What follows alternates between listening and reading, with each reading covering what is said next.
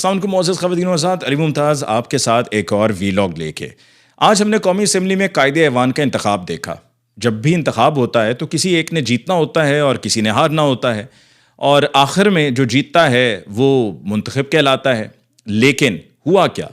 جب نتیجہ نکلا تو شہباز شریف صاحب منتخب نہیں ہوئے، چنتخب ہوئے، یعنی کہ سلیکٹ ہوئے، یعنی کہ اپوائنٹ ہوئے۔ منتخب تو تب ہوتے کہ جن لوگوں کے ووٹوں سے وہ چنتخب ہوئے ہیں وہ فارم 47 کے ذریعے قومی اسمبلی میں نہ آئے ہوتے، ان کے پاس عوام کا مینڈیٹ ہوتا، وہ لوگوں کے عوام کے ووٹوں پر ڈاکہ مار کے ڈکیتی کی واردات کر کے اقتدار میں نہ آئے ہوتے، قومی اسمبلی میں نہ آئے ہوتے، تو ہم کہتے کہ قائد ایوان شہباز شریف صاحب منتخب ہو گئے ہیں اور اب وہ وزیر اعظم پاکستان ہیں۔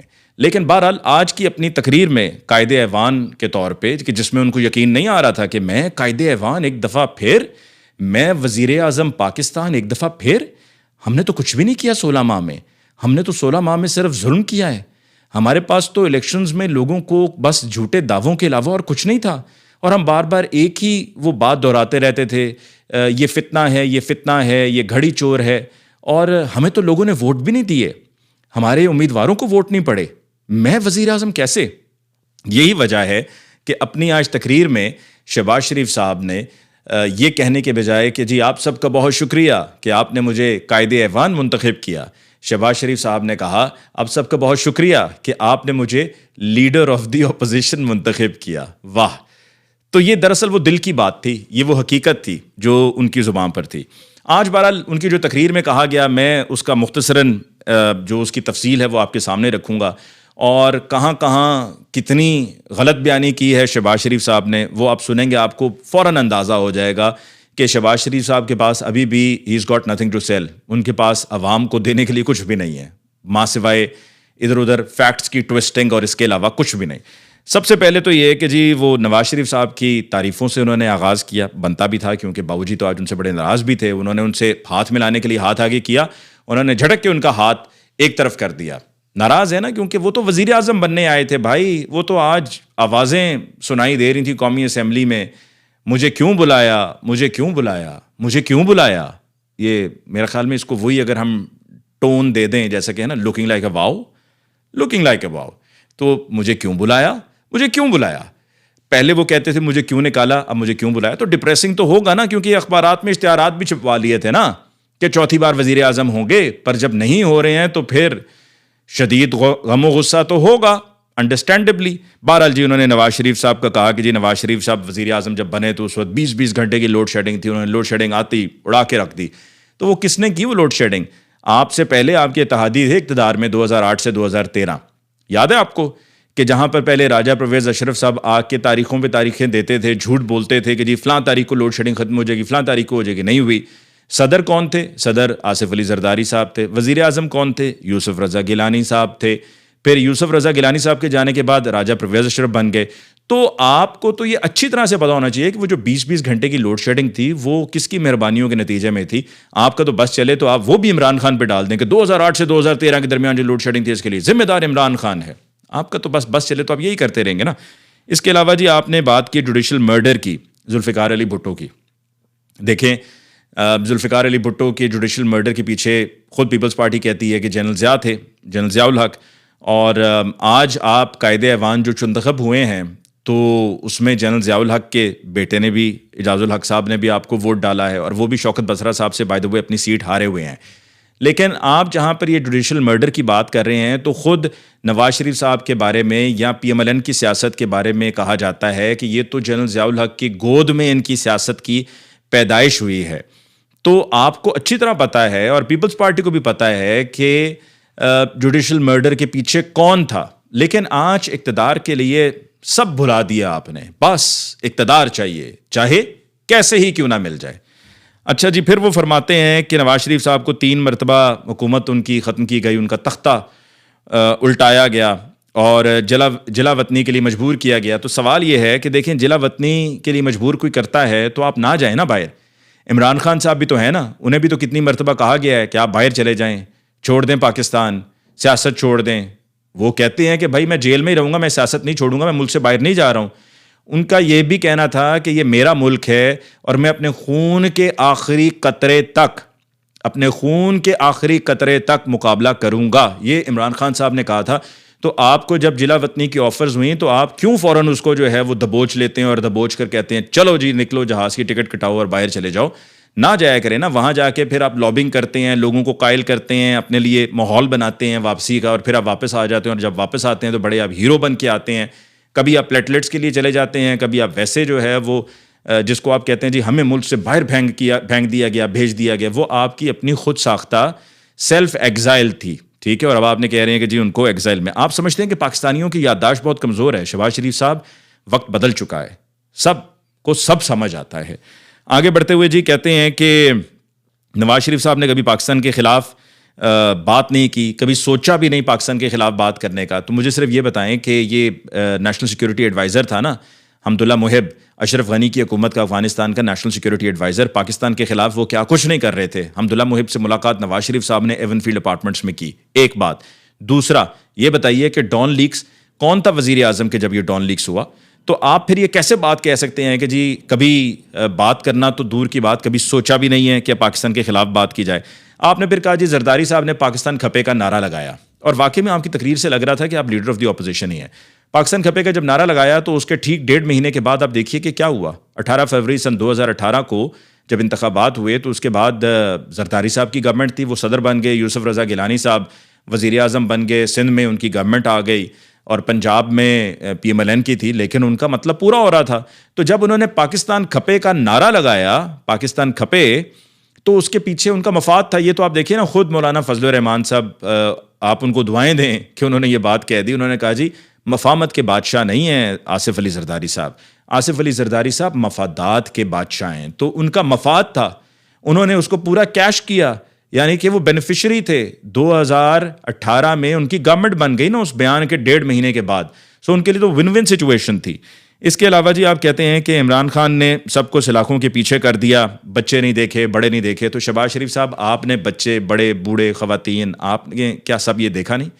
آپ نے دیکھا نہیں کہ آپ کے دور اقتدار میں کیا ہوا؟ چادر و چار دیواری کا تقدس پامال ہوا. کس طرح سے ماؤں بہنوں کو، بیٹیوں کو جو گالیاں دی گئیں، گھٹیا گالیاں دی گئیں، ٹھیک ہے، ایسے اوچھے قسم کے ہتھ کنڈے استعمال کیے گئے پولیس کی طرف سے. اب بھی پولیس کر رہی ہے. تو آپ کس منہ سے یہ بات کر سکتے ہیں شہباز شریف صاحب؟ آپ ذرا آئینہ دیکھیے. معذرت کے ساتھ مجھے کہنا پڑ رہا ہے کہ آپ آئینہ دیکھیے، آپ خود سے سوال پوچھیے کہ کیا آپ نے ان 16 ماہ میں جو ظلم کیا، جو ظلم کے پہاڑ گرائے گئے، کیا وہ سب بھول گئے؟ جو صحافیوں کے ساتھ ہوا، جو ارشد شریف کے ساتھ ہوا، جو صحافیوں پہ غداری کے مقدمات بنائے گئے، جو اپنے پولیٹیکل اپوننٹس پر آپ نے جھوٹے بے بنیاد پولیٹیکل وکٹمائزیشن کے نتیجے میں کیسز بنائے. 3 نومبر جو فائرنگ ہوئی 3 نومبر 2022 کو عمران خان صاحب پہ، آج تو عمر ایوب صاحب نے کہہ دیا نا کہ اس کے لیے آپ ذمہ دار ہیں. یہ سب آپ کے دور میں ہوا. شہباز شریف صاحب، کیا ان 3.5 سالوں میں آپ پر یا آپ کے کسی فیملی ممبر پہ خدا نخواستہ کوئی قاتلانہ حملہ ہوا؟ کوئی قاتلانہ حملہ ہوا؟ آپ ظلم کی بات کرتے ہیں. پھر اس کے علاوہ جی آپ ظلم کی جب بات کرتے ہیں تو یہ بھی ذہن میں رکھنا چاہیے کہ جب 2 مرتبہ، یہ تیسری مرتبہ نہیں، جب پچھلی 2 مرتبہ نواز شریف صاحب وزیر اعظم تھے، اور تیسری مرتبہ سے پہلے تو انہوں نے وہ چارٹر آف ڈیموکریسی کر لیا تھا نا، میثاق جمہوریت.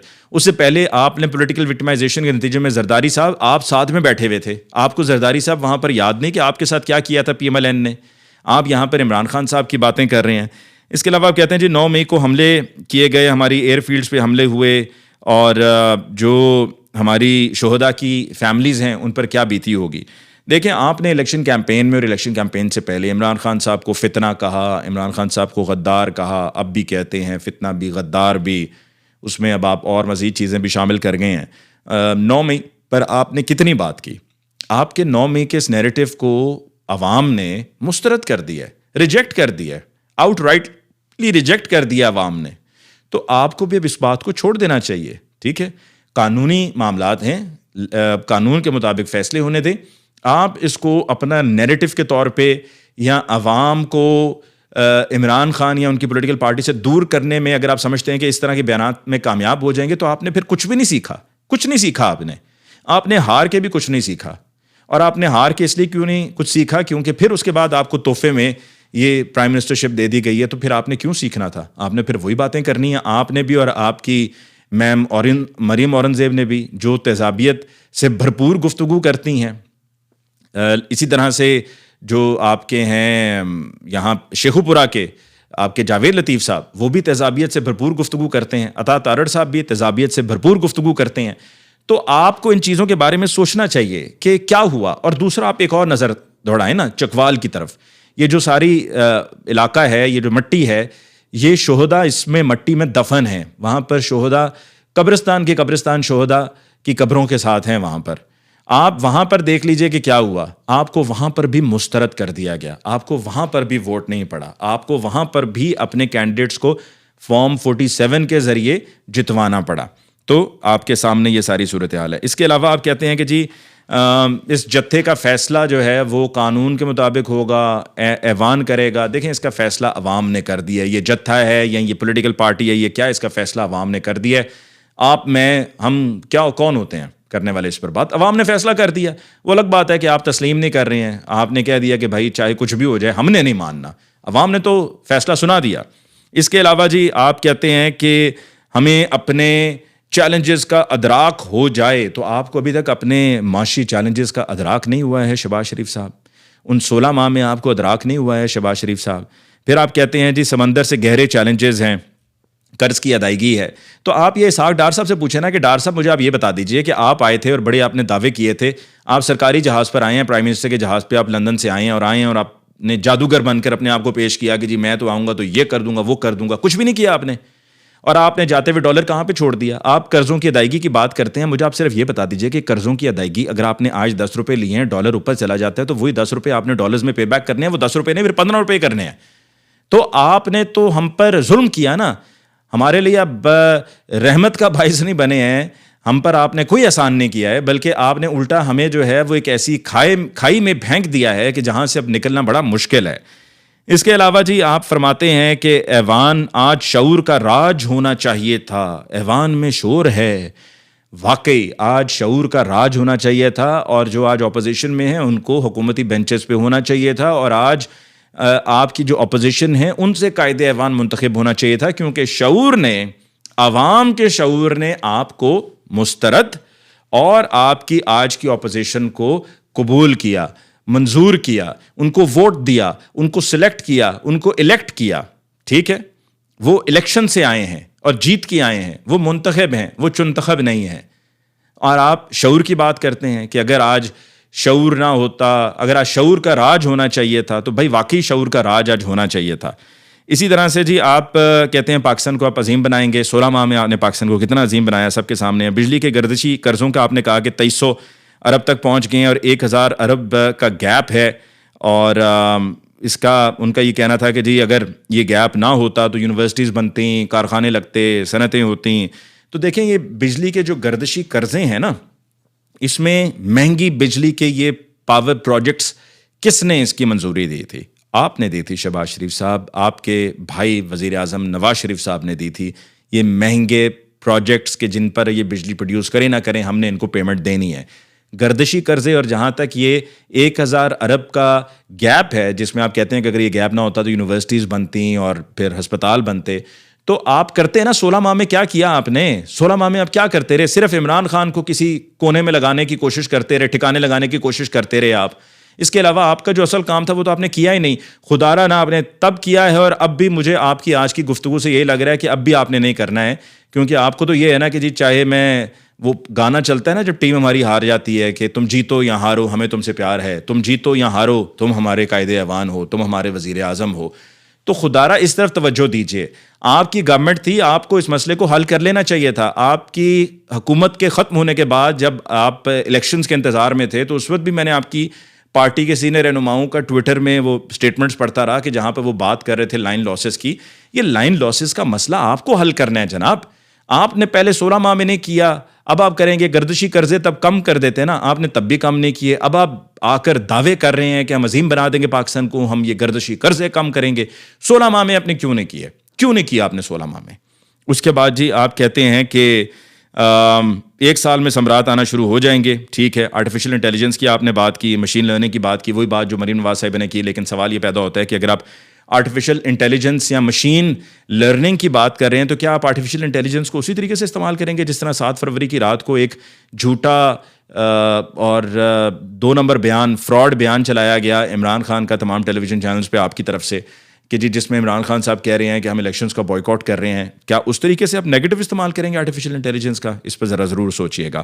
اس کے علاوہ جی آپ کہتے ہیں کہ فوری اور سستا انصاف ملنا چاہیے. نظام عدل کی آپ نے بات کی، بالکل جس طریقے سے نواز شریف صاحب کو فوری انصاف ملا پاکستان واپس آنے پہ، سستا انصاف ملا پاکستان آنے پہ، ایئرپورٹ پہ بایو میٹرک ہوئے، آپ کے بھی کیسز وزیر اعظم بنتے ہی ایک ایک کر کے سب ختم ہونا شروع ہو گیا، آپ کے بیٹے کے ختم ہونا شروع ہو گئے، اسحاق ڈار صاحب کے ختم ہونا شروع ہو گئے، مریم نواز صاحبہ کے ختم ہونا شروع ہو گئے، سب اچھے کی رپورٹ تھی. تو اس طرح کا آپ چاہتے ہیں کہ فوری اور سستا انصاف ہو، تو ایک عام آدمی کو میسر نہیں ہے، آپ جیسے بڑے آدمی کو میسر ہے، ایک عام آدمی کو میسر نہیں ہے. اس کے علاوہ جی آپ کہتے ہیں جو 9 مئی میں ملوث نہیں ہیں ان پر وہ کہتے ہیں کہ جی ان کو ریلیف ملنا چاہیے. آپ کی بھتیجی نے جو کل کیا آپ کو شاید معلوم نہیں ہے، آپ کو معلوم ہوگا کیونکہ آپ دیکھ رہے ہوتے ہیں، آپ کو نظر آ رہا ہے کہ آپ کی بھتیجی نے کیا کیا. کل آپ کی بھتیجی نے ایک بار پھر یہ ثابت کر دیا کہ ان میں بغض ہے، نفرت ہے پی ٹی آئی کے لیے، اور یہ صرف اوپر سے اچھے کی رپورٹ ہے یا ایک اچھا سا امیج پریزنٹ کرنے کی کوشش کی جا رہی ہے، لیکن اندر آپ کے دل کے نفرت ہے جو کل لاہور میں ہوا. اس کے علاوہ جی آپ کہتے ہیں کہ قوانین کو بدلا جائے گا اور قوانین ایسے کیے جائیں گے کہ جس کے نتیجے میں سرمایہ کاری آئے. تو سب سے پہلے تو آپ یہ بتائیے کہ یہ ایم پی او کو کب آپ ختم کریں گے؟ جس ایم پی او کے تحت آپ نے پی ٹی آئی والوں کو پکڑ کے اندر کیا، جو نکل رہا تھا ضمانت کے ساتھ، اس کو بھی فوراً پکڑ کے آپ اندر پھینک دیتے تھے. یہ تو ایم پی او کا سب سے پہلے آپ بتائیں نا کہ کب ختم کریں گے. Nothing is impossible in this world, I agree with you Shehbaz Sharif صاحب، لیکن اس کے لیے آپ کو کر کے دکھانا ہوگا، باتوں سے کچھ نہیں بنے گا، ٹھیک ہے. اس کے علاوہ آپ کہتے ہیں جی شعور میں دب جائے، واہ، شعور میں دب جائے. واقعی آپ نے ٹھیک کہا، لیکن شعور کی قدر کریں. شعور کی قدر نہیں کریں گے تو آپ اس دفعہ بھی جو آپ کو کچھ صحیح سیٹیں بھی ملی ہیں نا، وہ اگلی مرتبہ وہ بھی نہیں ملنی. اس کے علاوہ آپ کہتے ہیں کہ جی آئی ایم ایف جانے کی کیا ضرورت تھی، اور ان پر اعتبار کر رہے ہیں اپنے اداروں کو چھوڑ کے. الیکشن کمیشن ہے، آپ وہاں پر جا کے دھاندلی کی بات کریں. ہم نے کبھی ایسا نہیں سوچا. جب فاٹف کی بات ہوئی تھی تو شہباز شریف صاحب آپ لوگوں نے اسمبلی سے واک آؤٹ کیا تھا، اور آئی ایم ایف کو جو خط لکھا گیا ہے اس میں کیا یہ تو نہیں لکھا گیا ہے نا کہ آپ پاکستان کو امداد نہ دیں؟ یہ تو نہیں لکھا گیا ہے.